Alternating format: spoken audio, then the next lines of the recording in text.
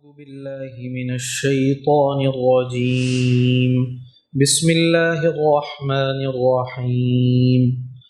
إن هؤلاء ليقولون إن هي إلا موتتنا الأولى وما نحن بمنشرين فأتوا بآبائنا إن كنتم صادقين أهم خير أم قوم تبع والذين من قبلهم أهلكناهم إنهم كانوا مجرمين وما خلقنا السماوات والأرض وما بينهما لاعبين ما خلقناهما إلا بالحق ولكن أكثرهم لا يعلمون إن يوم الفصل ميقاتهم أجمعين يوم لا يغني مولا عن مولا شيئا ولا هم ينصرون إلا من رحم الله إنه هو العزيز الرحيم. سورۃ الدخان کا پہلا حصہ ہم نے گزشتہ درس میں دیکھا تھا، جس میں سورت کا خلاصہ سورۃ دخان کو دخان کہنے کی دو وجوہات، اسی طریقے سے شب قدر کے حوالے سے جو آیات نازل ہوئیں، قیامت کے دن کی حقیقت اور قیامت کے منکرین کا بیان، جس میں فرعون کا واقعہ اور حضرت موسیٰ علیہ السلام کا واقعہ، اور کس طریقے سے حضرت موسیٰ علیہ السلام بنی اسرائیل کو لے کر نکلے اور فرعون کو اللہ نے اس کے لاؤ لشکر سمیت غرق فرما دیا. اس کی تفصیلات ہم نے دیکھی تھیں. آج جس آیت سے درس کا آغاز ہو رہا ہے، اس میں مشرکین مکہ اور دنیا کے جو کافر آخرت کے منکر ہیں اور مرنے کے بعد دوبارہ اٹھائے جانے کے منکر ہیں، اس کی تفصیلات اور اس کے جوابات اور مشرکین کو دو ٹوک انداز میں اللہ تعالیٰ سمجھا رہے ہیں. اللہ فرماتے ہیں إِنَّ هَؤُلَاءِ لَيَقُولُونَ، بے شک یہ لوگ صاف صاف کہتے ہیں، صاف صاف یہ بات کہتے ہیں، یہ مشرکین، یہ کفار، إِنْ هِيَ إِلَّا مَوْتَتُنَا الْأُولَى، کہ نہیں ہوگی ہماری مگر بس یہی پہلی والی موت، ہم جو ابھی مریں گے بس یہ موت ہمیں آئے گی. وَمَا نَحْنُ بِمُنشَرِينَ، اور ہمیں دوبارہ زندہ نہیں کیا جائے گا. بس ہم دنیا میں آئے، دنیا میں کھیل کود کریں گے، دنیا میں مال کمائیں گے، دنیا میں زندگی گزاریں گے، اب مرنے کے بعد دوبارہ ہمیں اٹھنا نہیں ہوگا، بلکہ بس یہ جو موت آ جائے گی، اس موت کے بعد وہ قصہ تمام ہو جائے گا اور قصہ پارینہ ہم بن جائیں گے، اور مرنے کے بعد کی کوئی زندگی، کوئی حشر نشر، کوئی سزا جزا کا کوئی نظام، کوئی جنت کوئی جہنم، ایسا کچھ بھی نہیں. نعوذ باللہ، ان کا یہ دعویٰ ہے. اللہ یہ فرماتے ہیں، دوبارہ دیکھیں، إِنَّ هَؤُلَاءِ لَيَقُولُونَ، بے شک یہ لوگ صاف صاف یہ بات کہتے ہیں، إِنْ هِيَ إِلَّا مَوْتَتُنَا الْأُولَى، نہیں ہے مگر یہی پہلی والی موت، وَمَا نَحْنُ بِمُنشَرِينَ، اور ہمیں دوبارہ زندہ نہیں کیا جائے گا، دوبارہ نہیں اٹھایا جائے گا. اور دلیل کے طور پر مسلمانوں کو کیا کہتے ہیں، نبی کو کیا کہتے ہیں؟ نبی کو یہ کہتے ہیں فَأْتُوا بِآبَائِنَا إِن كُنتُمْ صَادِقِينَ، اگر تم لوگ اپنے دعوے میں سچے ہو کہ دوبارہ زندگی دی جائے گی تو پھر ہمارے جو آباء و اجداد گزر چکے انہیں زندہ کر دو. یعنی احمقانہ مطالبہ کرتے ہیں. عقیدہ آخرت اور دوبارہ اٹھائے جانے کے جو منکر ہیں، وہ ایمان والے اور نبی سے یہ مطالبہ کرتے ہیں کہ اگر تم لوگ اپنے دعوے میں سچے ہو، مرنے کے بعد دوبارہ زندہ کیا جائے گا تو ایسا کرو، فَأْتُوا بِآبَائِنَا، ہمارے جو آباء و اجداد دنیا سے چلے گئے ان کو دوبارہ زندہ کرو. اب یہ بذات خود یہ مطالبہ کتنا احمقانہ ہے. مسلمانوں نے یا جو نبی ہیں انہوں نے یہ کب کہا کہ ابھی زندہ کیا جائے گا، بلکہ وہ تو یہ کہہ رہے ہیں کہ ہم سب مر جائیں گے اور مرنے کے بعد قیامت قائم ہوگی، پہلی دفعہ سور پھونکا جائے گا تو اللہ ساری کائنات کے نظام کو درہم برہم کر دیں گے، تہس نہس فرما دیں گے، سب چیزیں ختم ہو جائیں گی، حتیٰ کہ ملک الموت کو بھی اللہ موت دے دیں گے، اور پھر اس کے بعد جب دوبارہ سور پھونکا جائے گا تو پھر جتنے بھی لوگ ہیں وہ اپنی قبور سے دوبارہ اٹھ کھڑے ہوں گے، اللہ اس وقت زندہ کریں گے۔ نبی نے یا ایمان والوں نے کبھی یہ نہیں کہا کہ اللہ ہمارے مطالبے پر زندہ کریں گے، یا اللہ آج زندہ کریں گے، یا اللہ اس صدی میں زندہ کریں گے، یا اللہ آج کے سال میں زندہ کریں گے، یہ کبھی بات کی نہیں۔ ان کا دعویٰ تو یہ ہے کہ قیامت میں اللہ زندہ کریں گے۔ تو یہ جو مشرکین اپنے غلط نظریے کو ثابت کرنے کے لیے جو احمقانہ مطالبہ کر رہے ہیں، یہ مطالبہ بذات خود احمقانہ ہے۔ کہ وہ کیا کہتے ہیں؟ فَأْتُوا بِآبَائِنَا، ہمارے آباء و اجداد کو اٹھا لاؤ، زندہ کر لاؤ، ان کنتم صادقین، اگر تم اپنے دعوے میں سچے ہو۔ اللہ فرماتے ہیں اہم خیر ام قوم تبع، بھلا یہ لوگ بہتر ہیں یا تبع قوم کے لوگ بہتر ہیں؟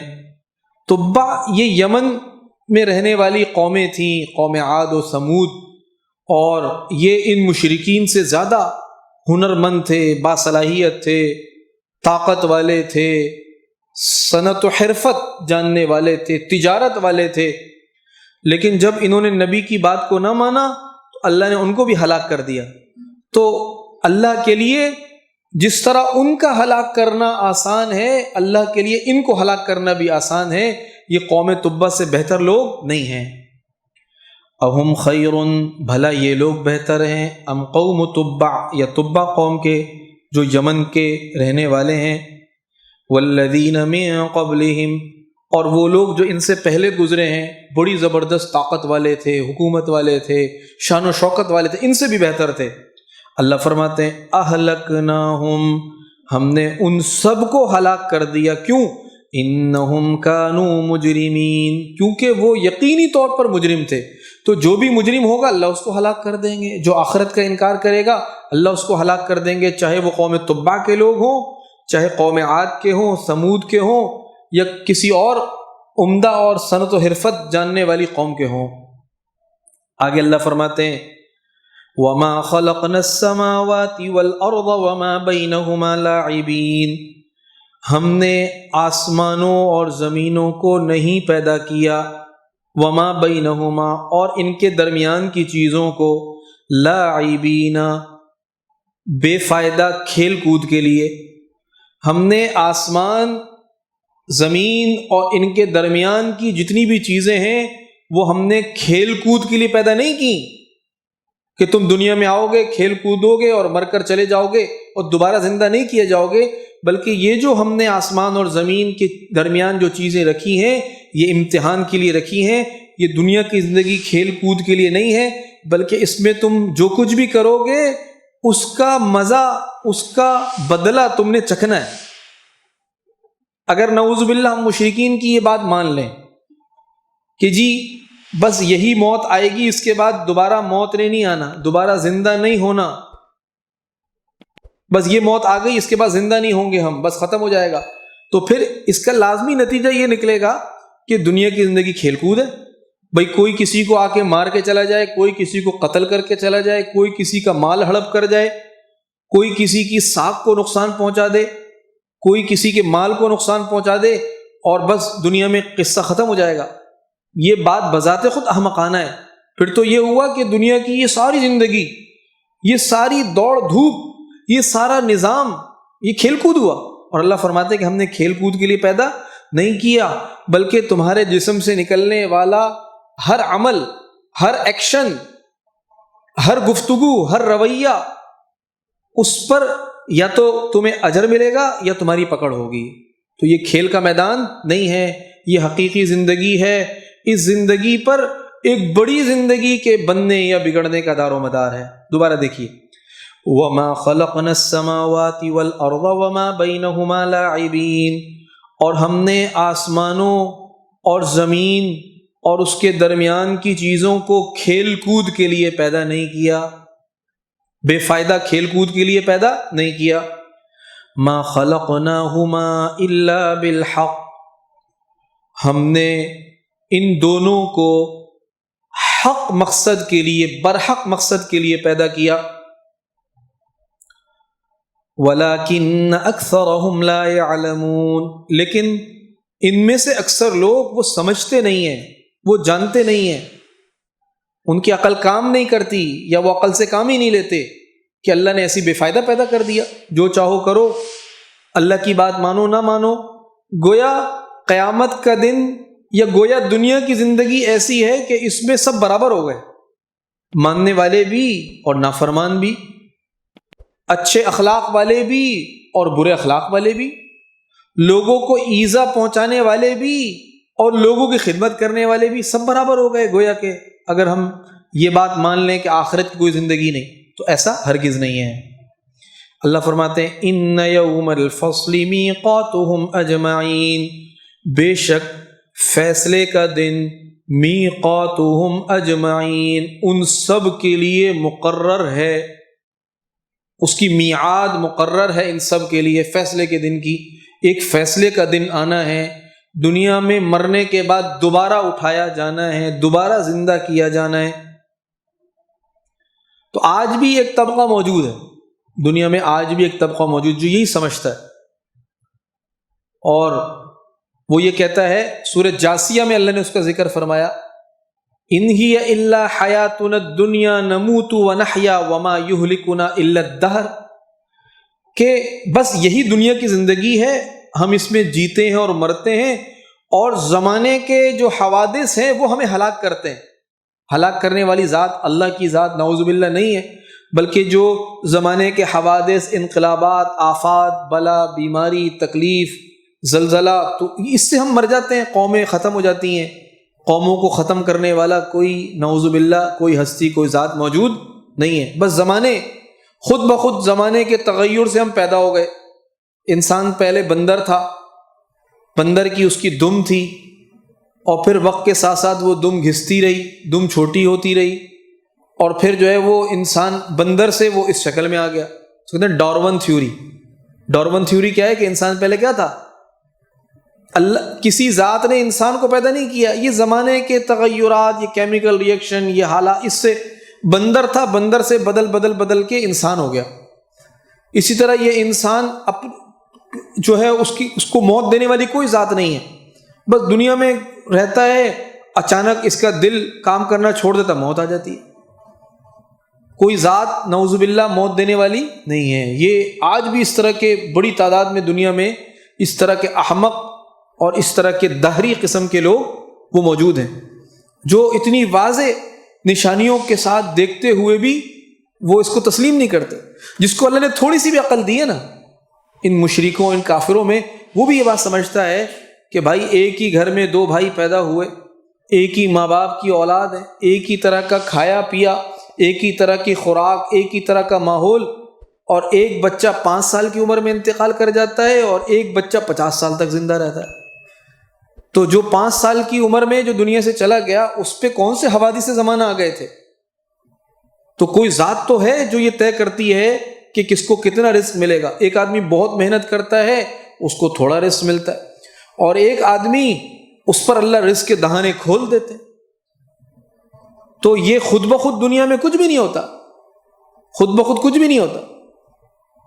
آپ روبوٹ دیکھ لیں، جب کوئی روبوٹ سامنے آتا ہے نا، تو کہتے ہیں کہ جی اس روبوٹ کو جو ہے فلاں کمپنی نے بنایا، سیمسنگ نے بنایا اس روبوٹ کو، جاپان کی فلاں کمپنی نے بنایا۔ اس کو کہو نہیں بھائی یہ روبوٹ خود ہی بن گیا تھا، تو کہے گا پاگل ہو گئے، روبوٹ خود بن جاتا ہے کیا؟ لیکن جب بات آتی ہے انسان کو بنانے کی، کہ انسان کا خالق مالک بھی کوئی ہے، تو کہتے نہیں جی یہ تو خود بن گیا تھا، کوئی اس کو بنانے والا خالق مالک، کوئی اس کو چلانے والا موجود نہیں ہے۔ دنیا کی کوئی مشینری بغیر چلانے والے، کوئی روبوٹ، کوئی ڈرون، کوئی گاڑی، کوئی موٹر سائیکل، کوئی ہوائی جہاز، کوئی سسٹم، وہ بغیر کسی آپریٹر کے نہیں چلتا، اس کے پیچھے کوئی طاقت ہوتی ہے جو اس کو چلاتی ہے۔ لیکن انسان ایسا احمق ہے کہ یہ خود ہی چل رہا ہے، اس مشینری کے پیچھے چلانے والا کوئی نہیں ہے، اس کو سنبھالنے والا کوئی نہیں ہے۔ ہوائی جہاز اڑتا ہے، کتنے سارے اس میں سسٹم لگے ہوتے ہیں تب وہ اڑتا ہے۔ پرندہ خود ہی اڑ جاتا ہے، پرندے کو آسمانوں میں تھامنے والی کوئی ذات موجود نہیں ہے۔ کتنی بڑی حماقت ہے کہ اپنے ہاتھ سے بنائی ہوئی چیزوں کے بارے میں تو کہتا ہے کہ جی یہ بغیر آپریٹر کے، بغیر چلانے والے کے، بغیر فوکس کرنے والے کے یہ نہیں چل سکتی، لیکن اللہ کی اتنی بڑی بڑی نشانیاں، اتنی بڑی بڑی تخلیقات، اتنا بڑا نظام، اس کا انسان انکار کرتا ہے، کوئی توجیہ نہیں ہے انسان کے پاس، کوئی وضاحت نہیں ہے۔ بہرحال اللہ فرماتے ہیں ان یوم الفصل میقاتہم اجمعین، بے شک فیصلے کا دن ان سب کے لیے مقرر ہے، اس کی میعاد مقرر ہے۔ یوم لا یغنی مولا عن مولا شیئا، جس دن فائدہ نہیں دے گا کوئی حمایتی کسی حمایتی کا، شیئن کچھ بھی، کوئی اگر کسی کی حمایت کرتا رہے، اپنے آپ کو مددگار کہتا رہے، کوئی حامی کسی حامی کا ذرہ برابر بھی فائدہ، ذرہ برابر بھی مدد نہیں کر سکے گا۔ وَلَا هُمْ يُنصَرُونَ، اور نہ ان میں سے کسی کی مدد کی جائے گی، إِلَّا مَن رَّحِمَ اللَّهُ، سوائے اس کے کہ جس پر اللہ رحم فرما دے، جس پر اللہ رحم فرما دیں گے اس کے بارے میں اللہ سفارش بھی قبول فرمائیں گے، سفارش قبول فرمائیں گے، سفارش قبول فرما کر اللہ اس کی مغفرت فرمائیں گے، اللہ کا رحم ہوگا، اور ہم سب اللہ کے رحم سے ہی جنت میں داخل ہوں، اللہ کے فضل سے ہی جنت میں داخل ہوں گے۔ اپنے اعمال سے ہم میں سے کوئی بھی جنت میں نہیں داخل ہو سکتا، ہمارے اعمال سے ہماری مغفرت نہیں ہو سکتی، ہماری مغفرت اللہ کے فضل و کرم سے ہو سکتی ہے، اللہ کے رحم سے ہو سکتی ہے۔ انہ هو العزیز الرحیم، بے شک اللہ کی ذات غالب ذات ہے، رحم کرنے والی ذات ہے۔ اب آگے اللہ تعالیٰ جہنمیوں اور جنتیوں کے حوالے سے بتاتے ہیں، جہنمیوں کے عذاب کا تذکرہ فرماتے ہیں اور جنتیوں کی نعمتوں کا تذکرہ فرماتے ہیں، اور آخرت میں یہی دو فریق ہوں گے۔ آخرت کے اعتبار سے پورے انسان، پوری انسانیت، ہر وقت دنیا میں تقریباً 6 ارب انسان موجود ہوتے ہیں، اور ہر 50-60 سال کے بعد یہ 6 ارب انسان بدل جاتے ہیں، دوسرے 6 ارب انسان آ جاتے ہیں، کیونکہ انسان کی اوسط جو زندگی ہے وہ 60 سے 70 سال ہے۔ اب کتنے اربہ ارب انسان ہوں گے اس دن؟ تو وہ اربہ ارب انسان 2 ہی گروہ میں ہوں گے، یا اہل جنت یا اہل دوزخ۔ اللہ فرماتے ہیں ان شجرۃ الزقوم، یقین جانو کہ زقوم کا درخت، کانٹے دار درخت، طعام الاثیم، یہ گناہ گاروں کا کھانا ہوگا۔ جہنم میں گناہ گاروں کو زقوم کھلایا جائے گا، کالمہلی، تیل کی تلچھٹ کی طرح، یغلی فی البطون، وہ ان کے پیٹوں میں جوش مارے گا، جب اندر جائے گا جیسے تیل کی تلچھٹ ہوتی ہے نا، اس سے جو ہے وہ چھینٹے اڑ رہے ہوتے ہیں جب اچھی طرح تیل کو کھولایا جاتا ہے۔ جب تھوڑا بہت تیل کھول رہا ہو تو اس کی تلچھٹ نہیں ہوتی، جب تیل اچھی طرح گرم ہو جاتا ہے تو اس کی تلچھٹ ہوتی ہے۔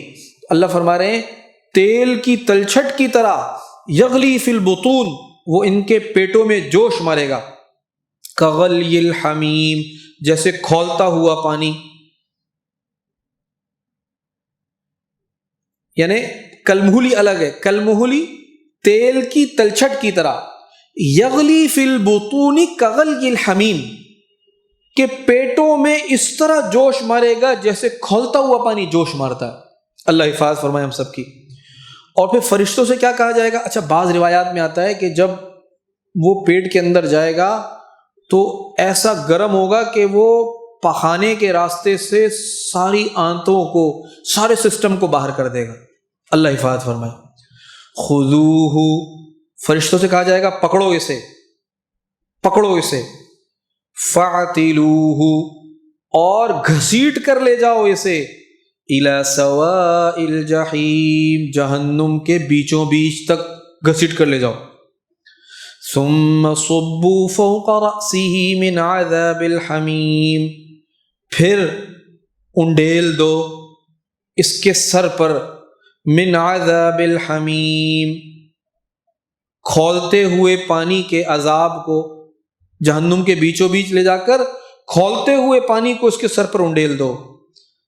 ذق، اس سے کہا جائے گا ذق، چکھو، اب چکھو، جس چیز کا تم انکار کرتے تھے، جس چیز کے بارے میں شک کرتے تھے، ذق، چکھو۔ انک انت العزیز الحکیم، بے شک تم صاحب اقتدار بھی تھے اور عزت والے بھی تھے، یعنی تم دنیا میں اپنے آپ کو بڑا صاحب اقتدار اور بڑا باعزت اور بڑا وی آئی پی اور بہت بڑا خاندانی سمجھتے تھے۔ اب چکھو ان ھذا ما کنتم به تمترون، بے شک یہ وہی